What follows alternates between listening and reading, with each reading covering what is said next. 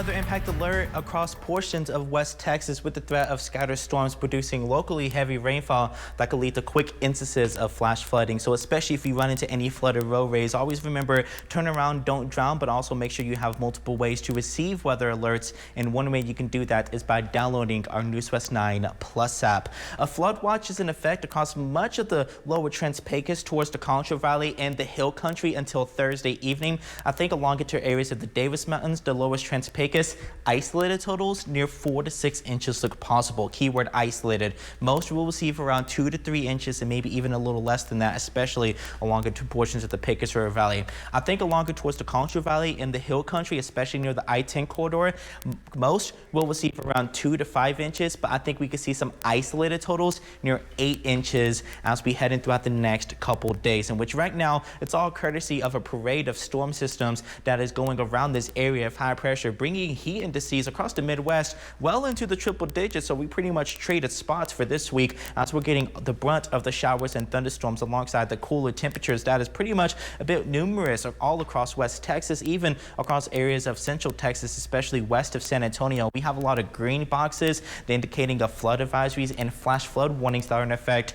especially all across the I-10 corridor, where we're already starting to see some heavier bands set up around 1 to 3 inches. We see these reds right here. Those are isolated totals near over 4 inches plus of rain that we're already beginning to see this morning. And this is along portions of Highway 190. So especially if you are traveling south and east today, I want to make sure you are able to give yourself a little bit of additional time as we head in throughout much of the day and take an alternative route if you're able to do so.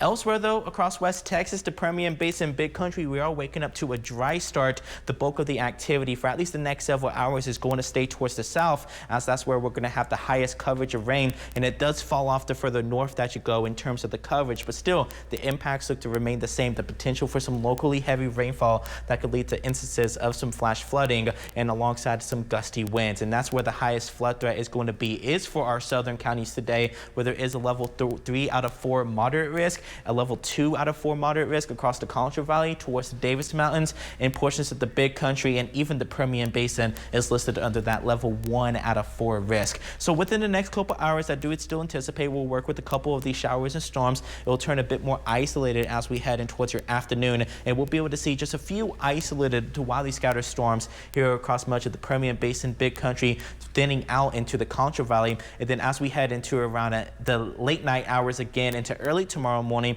I think we can see some additional showers and thunderstorms, especially along portions of the I-10 corridor. And I think we'll see activity again increase across especially the Concho Valley, a bit hit and miss here into the Permian Basin as we go throughout much of your Wednesday and towards the afternoon and evening, with additional showers and thunderstorms expected as we head into Thursday. Kind of a rinse and repeat, I think, is going to be expected. So for Wednesday, a wider swath of a level 3 out of 4 moderate risk of flash flooding, a smaller swath heading into Thursday, but meanwhile still much of the Permian Basin, Big Country, Concho Valley is going to be under that level 2 out of 4 risk until we head into Friday, as activity overall is going to become just a bit more isolated. So in terms of the rainfall, the heaviest rainfall is going to be along portions of the Concho Valley, isolated totals near 6 to 8 inches, especially near Del Rio.